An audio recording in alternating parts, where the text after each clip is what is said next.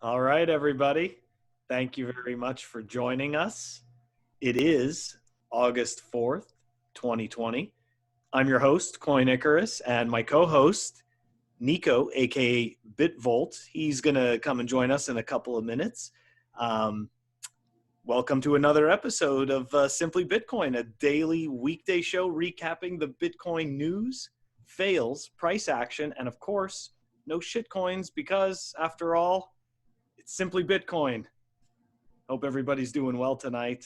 We are going to jump right into it, and we are going to start off by taking a look at the block height and the block price.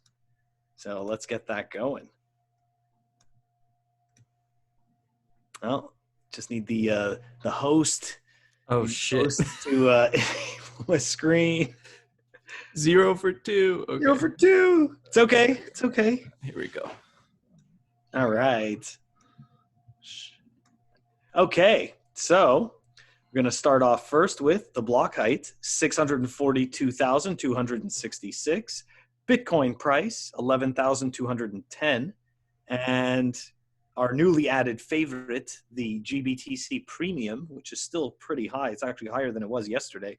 It's now 22.9%. That's crazy. Can you imagine, bro? Like taking all this risk, and these guys are making on the difference 22%. That's crazy, man. That's nuts. Why not just hold the real thing? Yeah.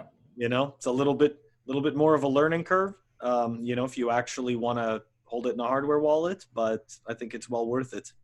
Absolutely, because even with GBTC, like even if it's audited and all that stuff, essentially you're just holding paper Bitcoin, right? And that's not good. Garbage. It is. It's total garbage. I mean, I get it. For the people that their end result is always USD, then fine. Enjoy your paper garbage. But if you actually, you know what it is though, it's that comfort, right? Because my girlfriend's dad, like I've been trying to convince him to buy Bitcoin for like 2 years, and he's just like, but like what happens if someone steals it? I would try to explain to him like multi-sig and all that, and I'm like, dude, honestly, just buy GBTC. And he's like, oh my God, you should have told me that before, right? So I feel like that like serves a bridge for older people, right? It does. It's familiarity. Exactly. But it's good. It's good that they get some type of exposure. Yeah, indirect exposure, but to your point, at least they're taking baby steps, right? Absolutely. At least they're taking steps. Speaking of baby steps, maybe now we're going to move into some tumbles. Tumbles down into the fails. Absolutely. All right, let's the daily fail today was juicy. It was juicy, bro. All right, here we go. Daily fail is Vitalik, and it's a tweet that Bitcoin Meme Hub, who's awesome, and I definitely suggest people follow him, who put out this tweet. Congratulations to Vitalik for putting out, who's nominated for the dumbest crypto Twitter tweet of the day. And let's take a look at that tweet.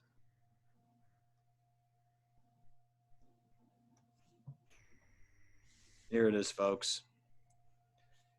In his opinion, Ethereum isn't anti-Satoshi. It's a continuation of Satoshi's vision. Dude, that guy's got some balls. This guy's got some huge balls. So when you sent me that this morning, I was like, okay, he found a fail. And then I saw it on my feed, and I was like, oh my God, really? Like, holy shit. I was like, damn, we got a good fucking fail for today. Because, dude, this guy has some balls. What do you mean? Fucking, I don't have words for this. There's no hard cap. There's no hard cap to Ethereum. Ethereum has nothing in any way, shape, or form to do with Satoshi's vision. And I know that people pretend like because smart contracts were mentioned, so there's always this like, grasping onto something. Yes, of course, but I don't think they were mentioned to be built on a complete fucking shitcoin. I think that it was mentioned to be built on something more sound like Bitcoin. So do you think he was nefarious in his intentions? Like, do you think he has a God complex kind of thing? No, I mean, I don't get me wrong. I don't pay enough attention to his tweets or anything, but really, like, I just, like, I don't know if it's really him that's malicious, In that picture, he looks malicious. Yeah, that's definitely a really bad picture. Probably not the best picture. Could you imagine waking up in the middle of the night to that? I'd fucking scream. I'd fucking keel over. Oh my God. All right. Yeah. So the daily fail, fucking great today. Yeah, definitely a good one. Total failure. Way to go, Vitalik. Terrible tweet. Shout out to Vitalik for the amazing content. And let's move on to the daily let's move on to the daily price action, Phil. Yeah, let's take a look, man. So, I mean, to be honest with you, it's nothing crazy today, guys. It's just more of a continuation of what we've been seeing these previous days. It's mostly Bitcoin consolidating at that level of, which is really good news for us, is Bitcoin's really consolidating at that 11.18 level. And it's just going to be, the waves are just going to keep decreasing. And, if we keep holding this level, it's like I said yesterday, it's extremely bullish. And then the next resistance is at 12.5K, and hopefully, from there, we'll move on to 14, right? So not that much news on that today, but there is a lot of news in the news today. And first, we're going to talk about what Phil found this morning. And it was actually really interesting. And it was the Bitcoin magazine news. And let's take a look at that article. I am trying to pull it up. I don't know where it is. Here we go. Okay, great. Cool. And I think I just got locked from Twitter. Fuck you, Twitter. Okay. So Coinicarus, do you want to kind of explain this a little bit more in depth? I personally can't because I'm still learning about it, so I apologize.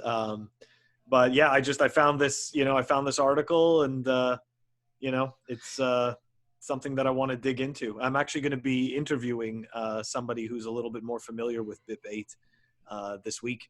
So great. So get my schooling done. Definitely check out that interview if you guys want to know more about Taproot. But just kind of to touch on it, Taproot is basically a suggested upgrade to the Bitcoin protocol. Of course, Bitcoin in its structure allows old software to interact with the new software. So that's what they mean by soft fork, right? You don't need to upgrade to the new Bitcoin core software that uses the Taproot, but it is a proposed protocol. And from my understanding, the developers are all on board in terms of it being rolled out. What it's going to allow is it's going to allow more privacy. So for example, if you have a multi-sig wallet and someone's looking at the blockchain today, you can clearly tell that your transaction is coming from a multi-sig wallet.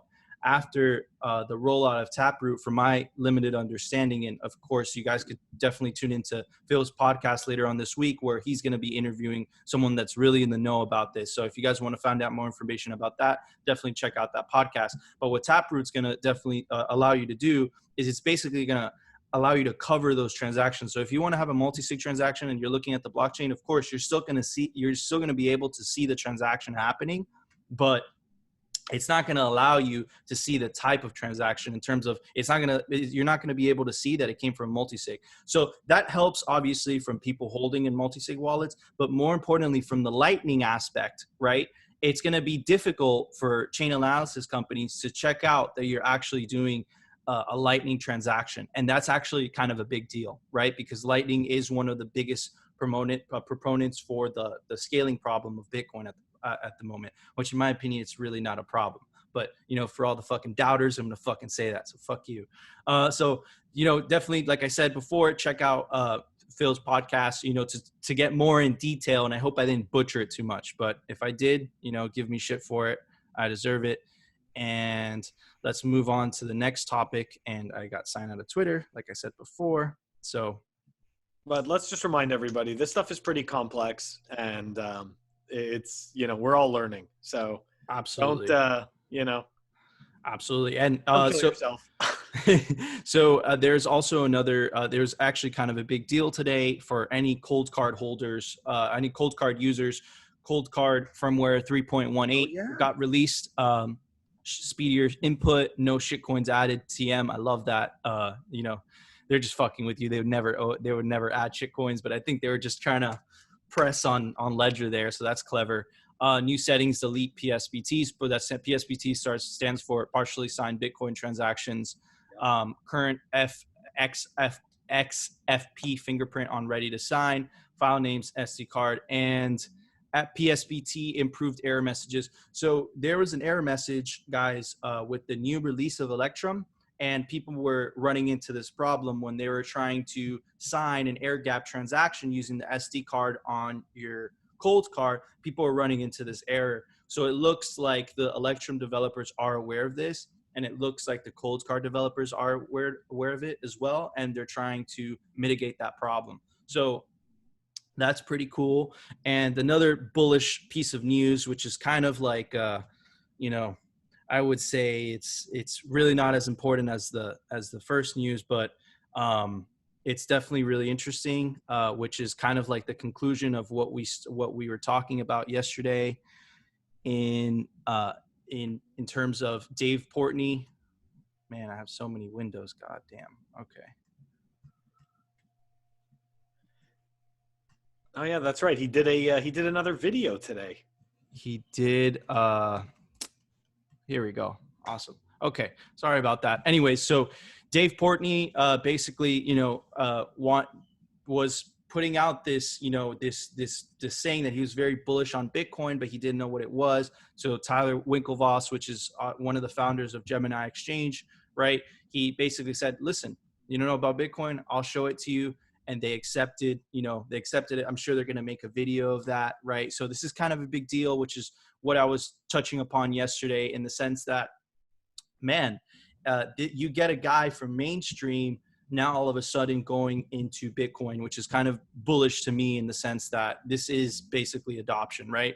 And to kind of end the news segment for today, which I butchered, I apologize, but Bitcoin will get stronger after crisis, says U.S. Congressman Amir.